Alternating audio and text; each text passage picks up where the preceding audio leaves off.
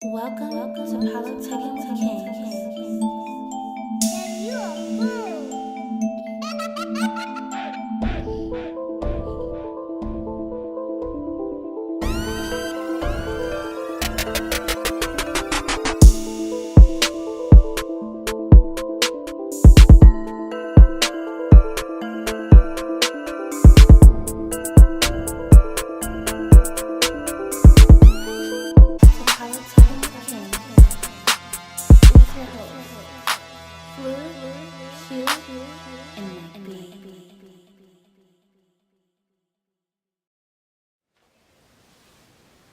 Yo, welcome back. We're back with Politikin With Kings. I'm here with my boy Mike B, my boy Q. What up? It's good. What's going on? What y'all been up to this week? How everything been going with y'all? It's a good week. It's a little rough, you know. I injured my ankle due to Dion. First of all, we were switching on D, and I don't know what you was doing, bro. The most. He injured me. We was playing basketball, you know. But other than that, it was a good week, you know. How about you, Mike B? The That was usual. a job. The usual. Work. Kids. Work. Kids. Work. Got kids. Work again. Anyway, How about you, bro? it's been a long week for me, but, you know, we all had a long week, so got to get over it and keep it moving. Right. Yeah. But today, we have the lovely Cydney with us. And we're going to give her a minute to open up, tell about herself and what she's here today and what she's trying to do. So, I own a company called Technology in Color. Well, let me say, I'm Cydney. So, let me clear that up. I'm Cydney. Like I said, I have a business called Technology in Color. And I started my business because I immediately started noticing there were no black people in the information technology field. And I really noticed this once I went to college, where I was in my classes and I was the only black person or the only black woman. Then I crossed the stage, and I was the only one that looked like me in my major when I crossed the stage. So what school was that, if you don't mind us asking? I went to Eastern Michigan. Okay. So I graduated April 2017. So, yeah, thank you. It's huge. Yeah, I mean, and I enjoyed it, but it's very difficult to be in a situation where you're the only one that looks like you. Yeah. Like, it was very difficult. So as soon as I graduated, I started thinking of ways of how I can make a change, how I can make a difference. And me starting my company was the first thing. So I started thinking of names. I got online, registered it, and got started. That's what's up. What you major in? I originally was going to major in electrical engineering. And I figured out that wasn't for me real quick. Yeah. Yeah. Same here. But You know what? ain't try to finish it because neither of Nah, them. but I don't want to do nobody this for real. send me for real. Yeah, like, Next. I took one class, and it was like a product design class, and I'm like, this ain't it. But I ended up majoring in information assurance, which is IT. It's information technology. Okay. But I have a concentration in network security, so Okay. yeah. So explain, like, what do you do in that field? So when I got out of college, I think I graduated on like a Sunday. I moved back to Cleveland on a Monday. I started work on Wednesday, and I found an apartment that Tuesday. And so as soon as I graduated from that major, usually that major is like you're doing network connectivity, so you're figuring out like Wi-Fi networks, cybersecurity stuff, how to not be vulnerable, like to get hacked and things like that. Once I graduated, I went and worked for a company where I'm the IT coordinator, and I pretty much do their whole IT department. So just pretty much working with devices, doing troubleshooting with users, that type of thing.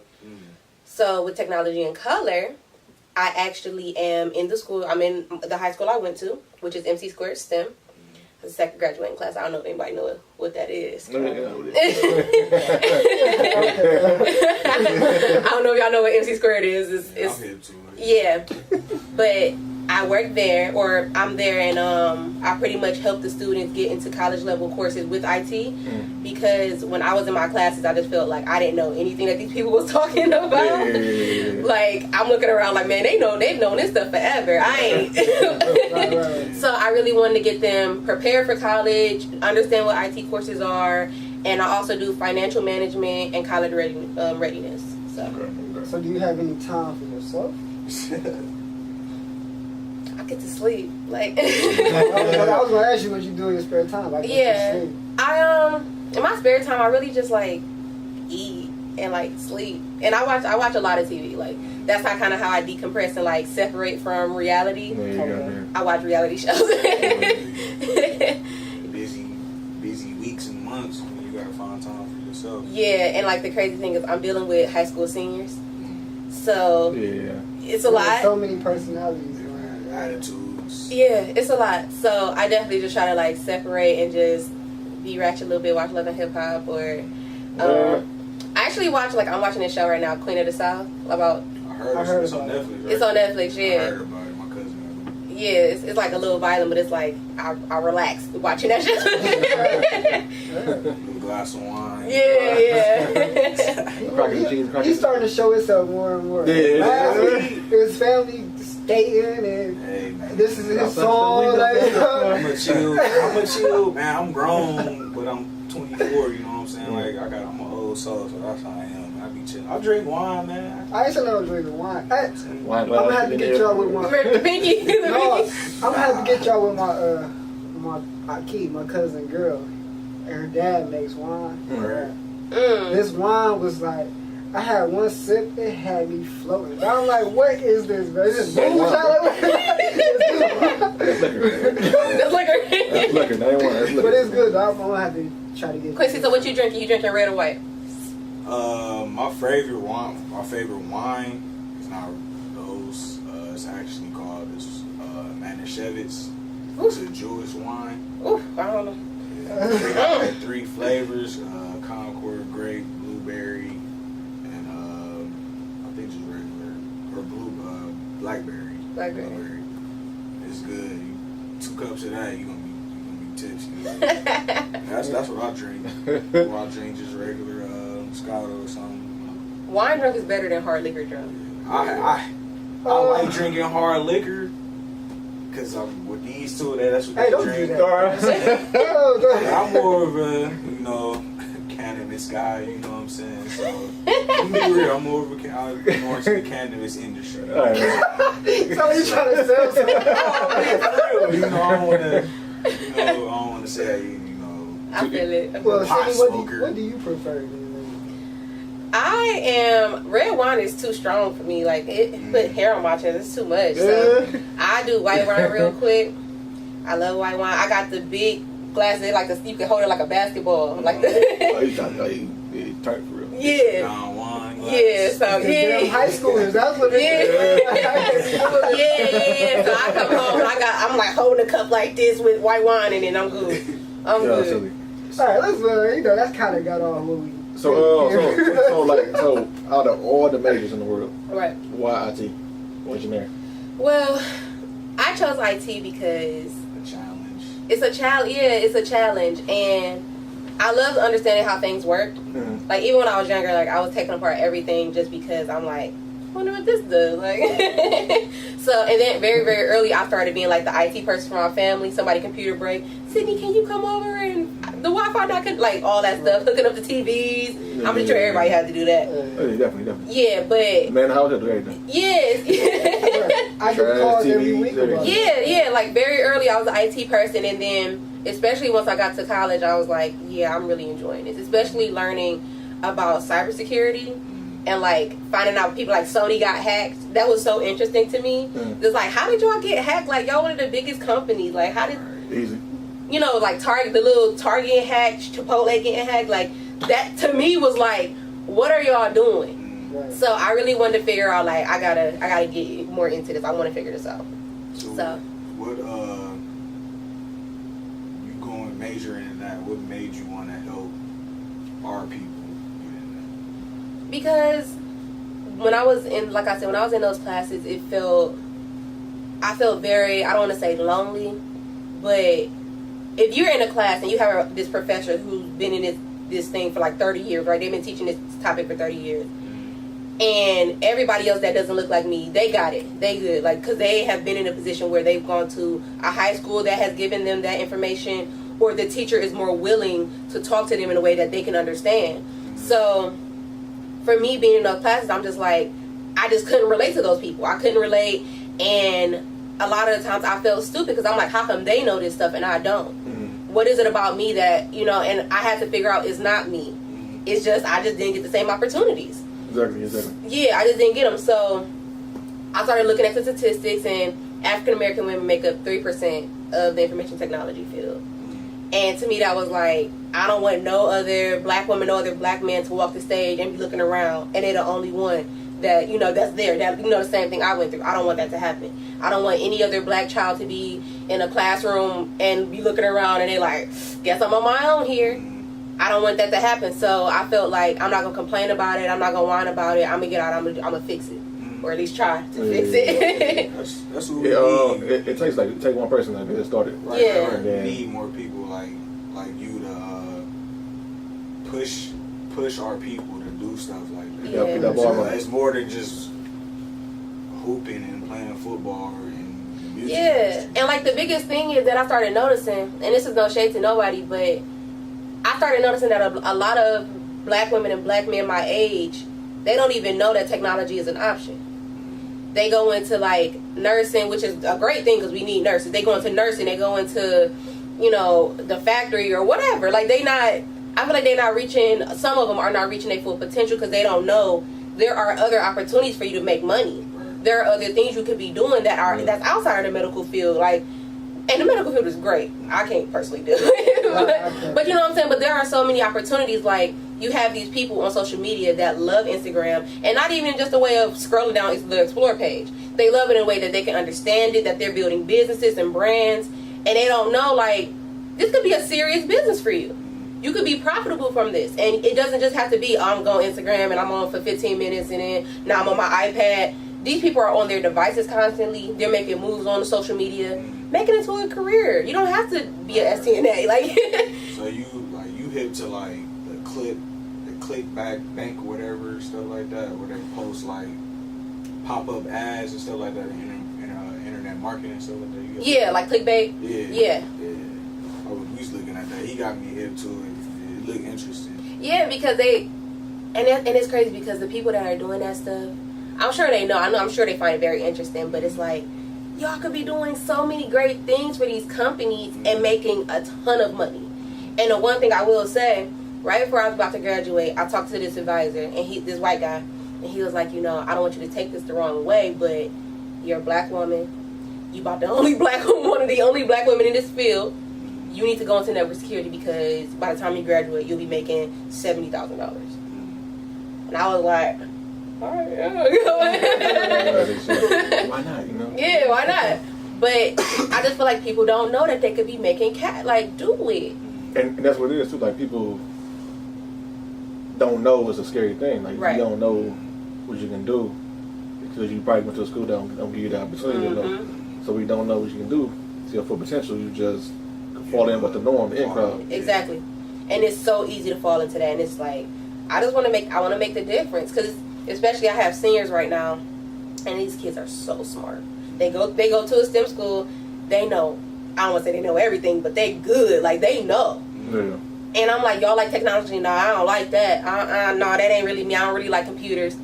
This past Friday, I started talking about like modern technology, like how things make the world change. And they was like, oh yeah, like they was really into it. I'm like, I thought y'all said y'all ain't like it. Right. Y'all just don't know. Right. So. Because they only see what they're actually showing. Yeah. You know? Is that commercial? That's you on the couch? Yeah, so I'm glad Give that it up, man. you stepped forward Yeah. and created your own thing. Thank you. Right now, is it just you? Or do you have people with you? Or? It's just me. I have friends that love me and care about me that are willing to come in as like speakers. So actually, his best friend, somebody I'm really close with, he does graphic design. And he'll be coming in and speaking to, because I know a lot of kids like love art. They just don't know, you know, what to go, like the line to go with it. So he's coming in, he'll be like teaching some graphic design points and talking about it. And one of my really close friends, she is an engineer. She works at Rockwell. She'll be coming in and speaking. And it's just, I think it's important for the high school students to see that there's life after high school. There can be success after high school. Right. Because I think the thing is, especially with this generation, everything is so small picture. A lot of people can't see what's past and what's in front of them. And there's so much life But when you 17, 18, you thinking about you maybe think about the next day, maybe, but you just think about what's in front of you at that time. So I think being able to have young people, because I'm not that much older than them, but being able to have young people come in that are similar to them, are from the same areas that they're from, and say, look, this is what I'm doing, this is where I'm at. And I think, and the biggest thing for me was, I had this teacher who was my English teacher when I was in high school, and she then became the principal, which is who gave me this opportunity. And she put me on the board of directors for the high school. That's what's up. And I'm the only alumni on the board. And it was such an important thing for me, because I was just like, you have these people that will sit in a room and talk about you. And they don't even know what you're interested in. They don't know what you want. Right. So how can a group of people be in a room talking about what high school students want, what black students want? Y'all don't even know them. So y'all have never even been in that instance. Y'all have never been a black student in Cleveland. Y'all have never been in a predicament to know, okay, as a black student, they might be interested in A, B, and C. Y'all don't know. So for me as alumni, because I've gone through that already, and then I'm getting to know these students, I love being able to have a seat at the table and say, look, this is what they need. And they're like, okay, let's figure this out. Hope, giving hope. Yeah, so it's such a great thing. And like the other part about it is, a lot of teachers, because I'm sure everybody knows, there are not a lot of black teachers. So you have these teachers, and they're amazing people. These teachers are really great, but they can't really relate to us for real. And they really don't know what we need, because everybody learns differently. Asian children learn differently, black children learn, everybody learns differently. The problem is you have some of these teachers that, because they don't relate to us in a way that makes sense for them, they teach us all the same. Everything is one big general, like what's saying, everything is just one big general. We're gonna learn this, and this, and if you don't get it, then you don't get it. You don't get it. For the OGT. Maybe, maybe find a tutor somewhere, but they don't really. I don't want to say they don't care, because I think a lot of teachers do, but it's like, if you have a group full of 30 children, can you take time to help every single one of them? Right. And that's just something I was like. I was actually working with this teacher when I first got back into STEM, and she's a great teacher. She's a math teacher. She's a great teacher, but she's very controlling in a way that she doesn't want them to have any creativity. She doesn't want them to be outspoken. She doesn't want them to communicate in a way that is what they understand. She wants them to communicate on her level. And as a 17-year-old student, you're not thinking like that. So instead of her sitting down and trying to figure out what can I do to relate to them more, she kicks them out immediately. That's sad. Yeah, she don't even try to, okay, let's talk, let's figure out what's going on in your home life that's making you act out possibly. Let's figure out. And it's like, as a teacher, you're hired as a teacher, but you're a psychiatrist, you're a social worker, you're a tutor. Like, you have all these roles when you sign up to be a teacher. And I feel like that's something that a lot of teachers forget, especially older teachers. You're not just teaching out of a book. Sometimes you have to be a parent. Sometimes you have to say, all right, I know this kid is hungry because his mom works nights and doesn't get up to make him breakfast, or he doesn't know how to make breakfast. Let me bring this kid some Pop-Tarts. And they forget that. They forget the humanity of it. So it's like, you're trying to teach everybody the same way. You forgetting your humanity, forgetting how to be empathetic to these students. So they don't want to be there. They don't want to learn. They're like, man, she don't get me. I don't get her. Why am I here? And then they check out. And then what they do after high school?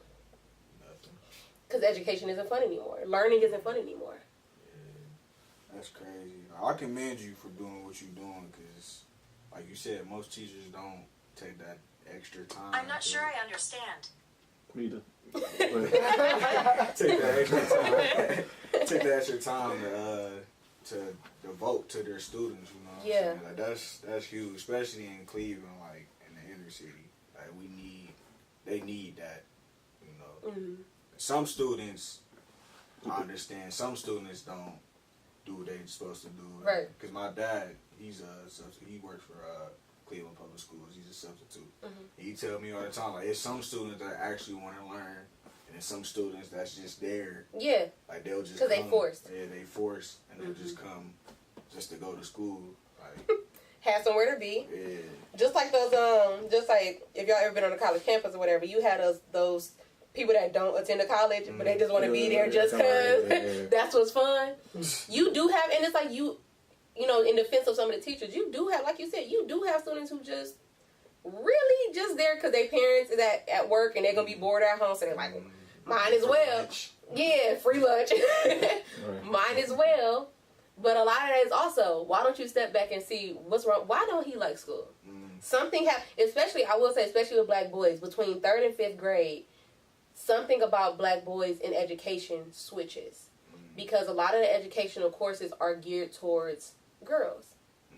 And the one thing I will say, I am absolutely geared towards black women, but I feel like a lot of times when it's like women in STEM or the futurist woman or like that type of women gear stuff, black men and black boys get left behind. And that's something that's like, yeah, do I want more black women in IT? Of course. But that 3% statistic, it ain't much better in the black men on the black men's side. Like, it's not that much higher. So it's like, I offer mentorship. I'm actually really trying hard to find black men mentors because, yeah, I can teach IT to everyone. Everybody wants to learn. Everybody wants to know. But if I had a mentor when I was growing up, especially going through high school, I mean, I feel like I'm doing kind of well, but who knows where my life would have went if I would have had someone who looked like me, who was interested in maybe the same stuff I was, and could have, like, pushed me along a better path. Because, I made bumps along the way.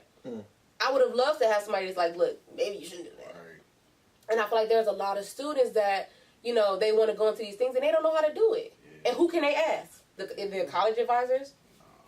So a lot of these teachers be like the teacher from Everybody Hates Chris. What's her name? Miss Morello?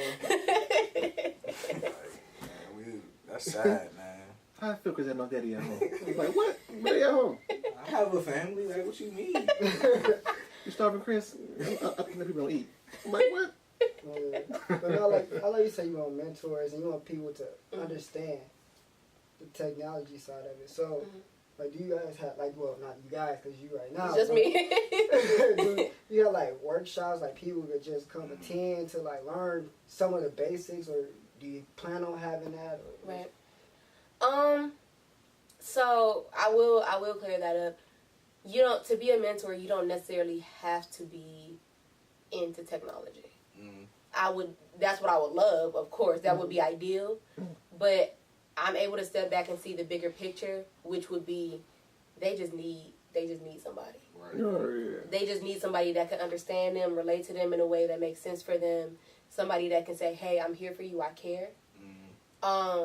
So, and the other thing is, a lot of people don't realize, like I was saying before, you might not think you're into technology, but something about you is technological. Something about you loves technology, whether it's, you love Teslas. If you know about Tesla technology, that's good enough for me. Like, there's a child probably in one of my classes that is like, he loves cars. I want you to be a mentor for that child. Or, you're really, really good at math. Everything financial right now is online.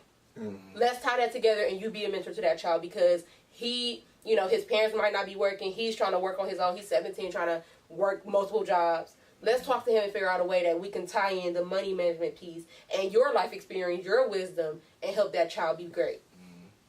So you don't necessarily have to be into technology, and we can figure out ways, but I think a workshop might be something in the works. I think you just gave me an idea. Hey, well, so once you get that, you make sure you be like, yeah, Flu told me. Right.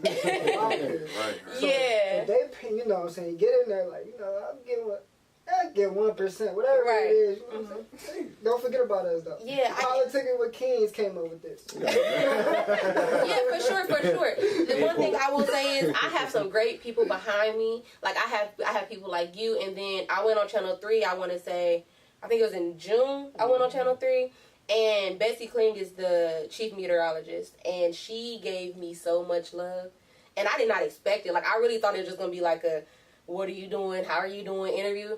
She, like, linked me in with, I don't know if you guys are familiar with Avery Dennison. Their vice president of marketing reached out to me, like, what's going on? I want you to come visit. Let's talk. Let's figure out how Avery Dennison can help you out. I've just had so many people reach out to me and be supportive in a way, like, they're just, let's get this done. Yeah. So, yeah, I'm always open to people that want to come learn. People that, if you just want to help another child out, help a student out, hit me up. I'm totally okay with it. Right. So I know, like, today I know you work in the school. So in your future, like, do you want to, like, open up, like, your own center, open up something for the women and males to come into, so they can get a jump start on life or a jump start to knowing about technology? What I would say, what my biggest goal would be, I want to take over the school district. I would love to do that because having a center and having that type of thing is ideal, but there's already a foundation in place of people who are great, but we could all be better. And I feel like if I could somehow worm my way into their already built system, I feel like I can make a major change. Because I feel like these people, you know, the teachers, the administration, they have a ton of knowledge. They've been teaching for 25, whatever plus years. They know everything. They just need some fresh blood. They just need some new eyes. And I feel like if I could go in and be a major player in a school district and, you know, help create curriculums and help, I would just love to be able to do something like that. Because if I can change the curriculum and if I can help, you know, produce some youth development for teachers, I feel like I can make a major change. And I think in the future, what would make sense would be to have my own and be big and just have my own thing. Oh, that's two things we came up with. So therefore, Your own Promise Academy. So I need to write a check to y'all, or can I pay cash credit? No, just give us a little sponsorship.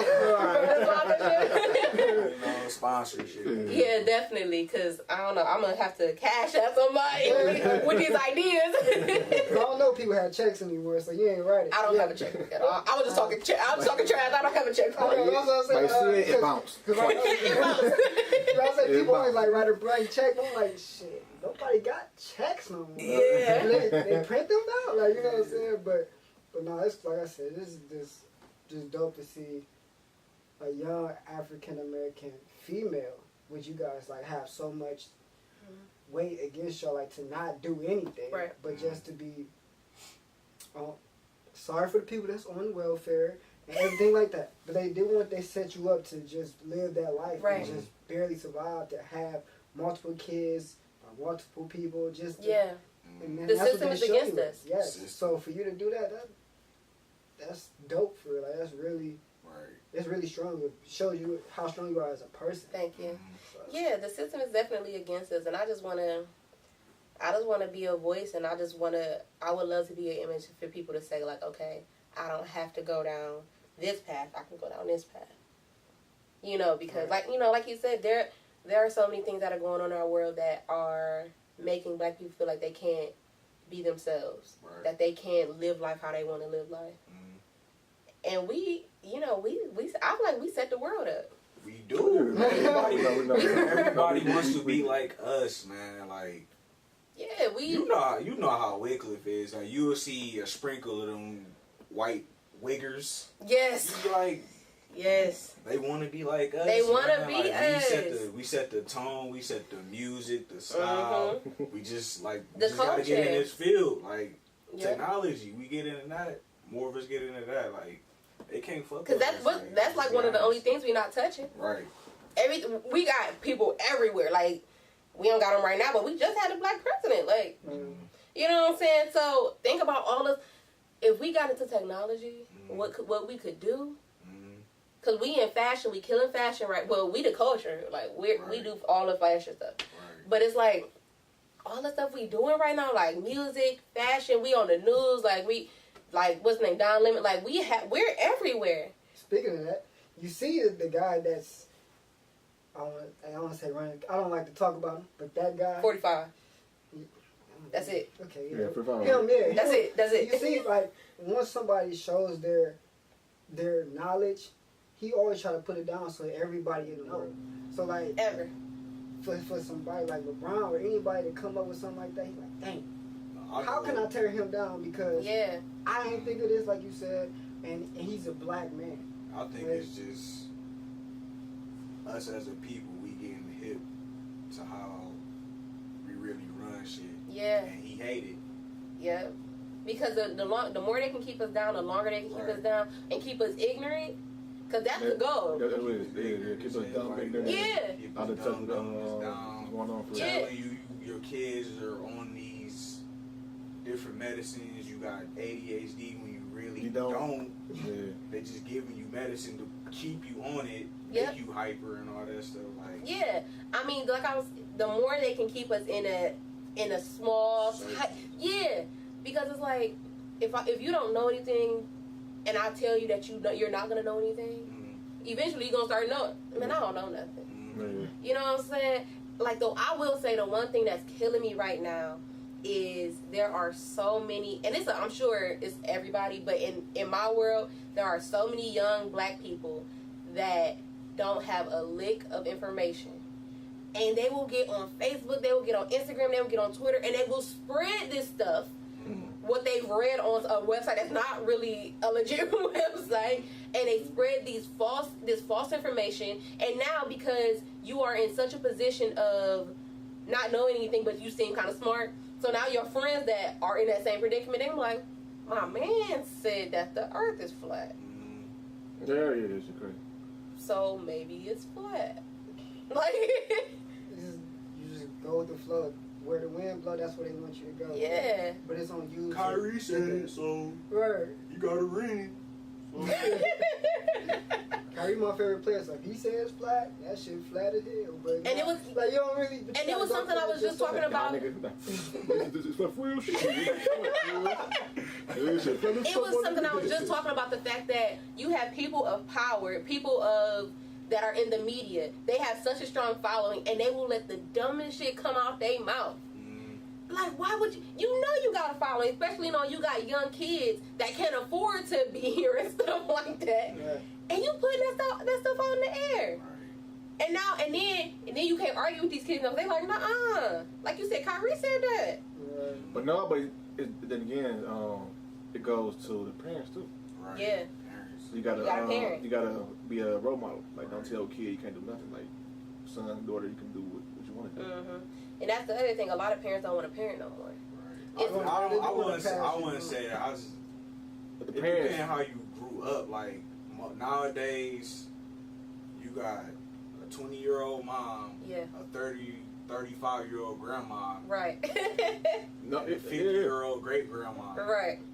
and you about to have the 15-year-old about to have a kid. Like we putting ourselves in a situation where we growing up too fast, but still trying to live young. yeah. And that's what it is. Like, the parents is getting younger and younger and younger. Can't and younger. do that. And you trying to grow trying to raise a kid, you force to, like I said, you force to grow up fast, and then you just by you forcing them to grow up fast, you miss the stuff. key shit you didn't know. Yeah, because you're supposed to hit milestones. Then if you have to grow up fast, you can't hit them. Exactly. You're missing them. Right. Yeah, but I really feel like the reason why I say I feel like parents aren't parenting anymore is because, like you said, you have these young parents, and it's so much easier to pass them a phone and then say, go Tablet. Yeah, pass them a tablet. Some crackers. Like, come on, man. Yeah, we're just not. We're just like in school. They just. The crackers. You gotta be at school at 8 o'clock. Shit, get your ass out of here. Yeah. I'll see you back at 4. Right. And then when you come home, you get your tablets, go to bed. Oh, I'll kick your ass out again. Yeah. And then now and it's just it repeats itself. But it's also stuff like you said when they're younger, because now all they do is like some of these people obviously don't have college educations or don't have the right knowledge, where they're gonna be working dead end jobs where they won't be able to advance in life they want to be a. Because with a kid, you gotta spend time with these kids. Like, you can't just drop them off at school and then you go to work, because they're not really. It's no stimulation for them. Or let the media teach them.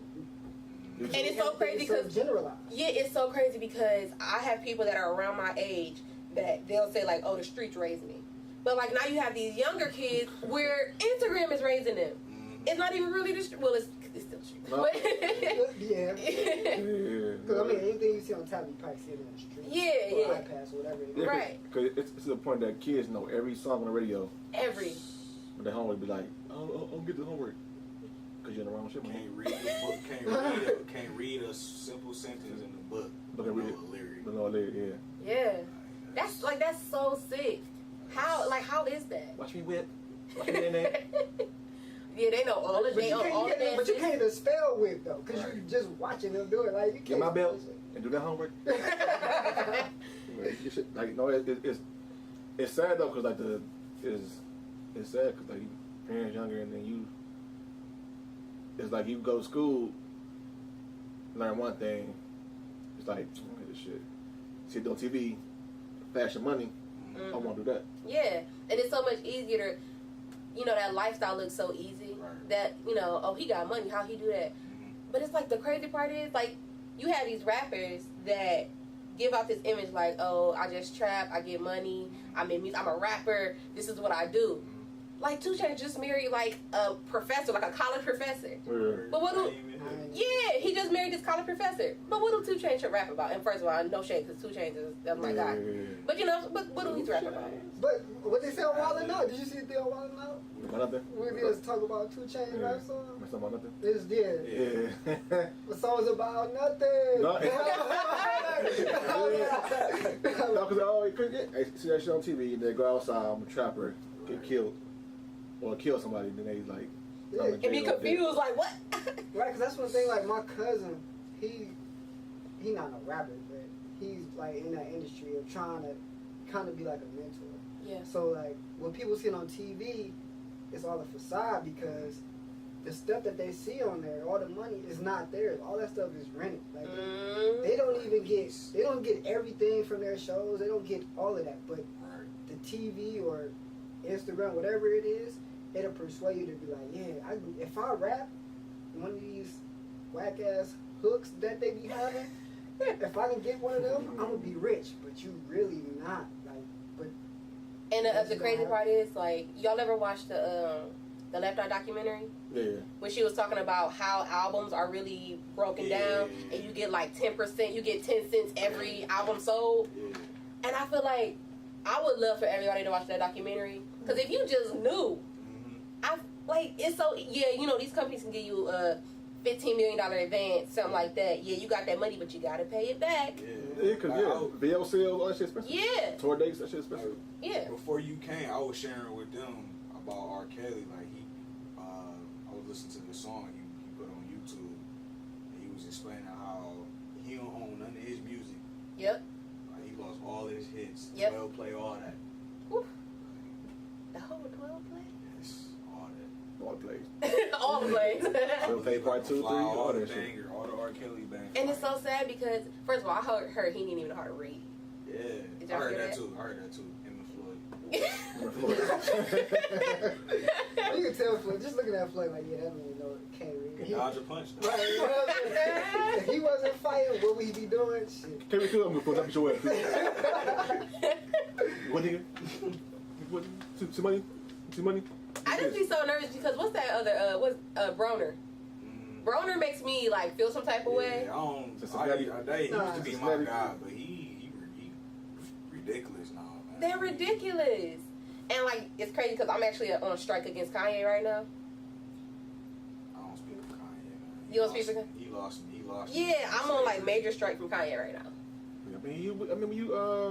Like, I kind of got what he was saying, but I mean, like yeah. he kept going. Like the more he was elaborating on it, I'm like like, bro, Florida. what are you talking about? Like, it's not a choice. I mean, I get what you were saying. Like, damn, you are like Django, and like you wish niggas was like on the plantation like Django, like rally up and fight the slave master. I wish somebody had that spirit to do that. But see, in that same way, talking about that, are people talking about Nat Turner? No, because he revolted. Yeah, exactly. Come on, like, you know, like he revolted, and look what happened. We ended up the little boy snitched on him on the movie from the movie. I don't know. Right. But that's crazy. Like that's how society got it set up. Like I come to realization like you can make money, but you will never ever Get the money. Our skin color will be elite. They won't let us. Yeah. So we got to do like what you're doing. Do what we can to spread knowledge and encourage our youth. You know what I'm saying? So. Because they're the future, you know, and it's crazy. Like if you look in Congress, you look in different parts of the government. Mm-hmm. Are there any black people really in the House, in the government? I mean, if there is, they Republican, they brainwashed. Right. All of them. If they are, you don't see them because they don't show them. I can probably. I think I can name like one or two, maybe something like that. And then that. All of them was Condoleezza Rice. That was it. That'd be That's good. it. And on that note, man, I want to commend you for what you're doing for the community, or actually for the school right now, but it's going to be the community. For our people. For our people. Right. So, do you want to tell them where they can find you at, Yeah. or follow you, however they can get in touch with you, get some knowledge? Definitely find me on any social media. You can find me on, like I said, on my website, technologyandcolor.org. I'm always open for anybody to sign up to be a mentor. Even if you think I wouldn't even be a good mentor, you probably will. Please sign up. Please reach out to me. I'm always available. I'm always open on any social media platform, except a couple. So, I have one more question. Are you just working with your alumni at school, or are you branching out to other public Cleveland schools? So, right now, because I am trying to get my foot in the door, I am just at MC Squared. But I accept everyone. Everybody, because I also have an after-school program for 11th and 12th graders. If you would love to be, if you want to be a part of the program, you can absolutely sign up. I have a page on my website where you can just sign up. If you just want a mentor, you can sign up. You can sign up to be a mentor or sign up to be a mentee. I have that part, but eventually I will get into other schools, but it's going to take a little bit.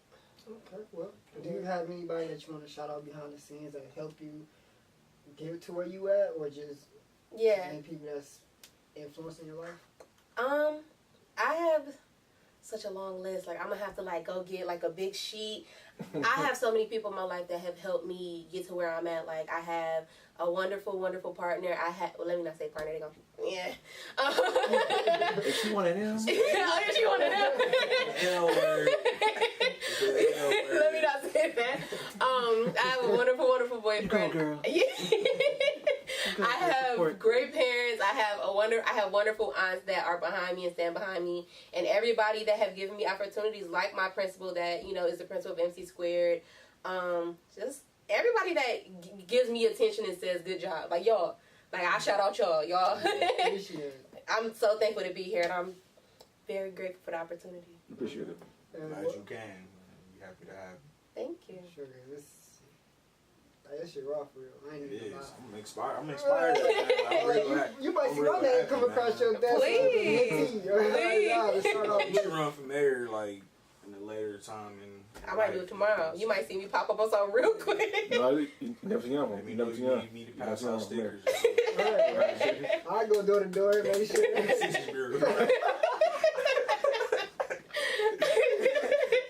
Yeah, y'all gonna have to get me back on here for something. Right? We gonna, For sure.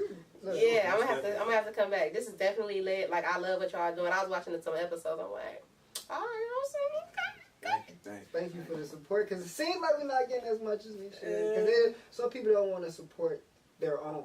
Yeah. And That's just, the big it's thing. just sad. You know what I'm saying? But with that, you just gotta take what you get.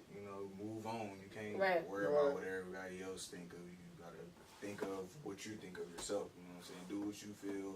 believe in yourself and move forward. Like I said, because if we was going just by that, we probably would have been done. We would have took the time off to make sure we was better. We would have just been whatever. Yeah. Just like with you. If you would have just been like, oh, I'm a black female, you probably wouldn't even just finish college if you just knew that, whatever the case was. But like I said, it's all good here. Mike, you got somebody shout out? Q? Yeah, real quick. My dude, Tom Godspeed. Follow him at Instagram at Godspeed.17. And my barber. I need a haircut ASAP. Follow him on Instagram at Big with 2 G's _ Smash, like the Hawk. Hit him up, he get you together real fast. For the low, you know what I'm saying? Like I said, it's been in the beginning of the show, I said it's been a long week for me. It's real tough, but I want to shout out my brother Dom and his lady, Kiki, because they was there with me. I had to come out. Not that one, you know what I'm saying? But no, I really had to shout them out because they was really with me and so many times I've been going through. So I really appreciate them. I love y'all. What a family for. And Hey, yo, and that wraps up our I wouldn't give a shout out. Oh, but you said Oh, no. you got real sentimental. So, touched it. Take two. Q, I you wanna have sh- something going on? I want to shout out, the whole Lewis family. You know what I'm saying? from Milwaukee to Mississippi, Cleveland, Indianapolis. My Peyton family. I want to shout y'all out. You know what I'm saying? We a family. You gotta stay solid. You know what I'm saying? Just keep believing in each other. And I love y'all. And that's our show for today. Thank you. Thank you. Continue to follow us, subscribe, share it, Cleveland is for you. and Cydney, thank you for coming through. Thank you. Yo. Good show, guys. Welcome to Politikin with Kings.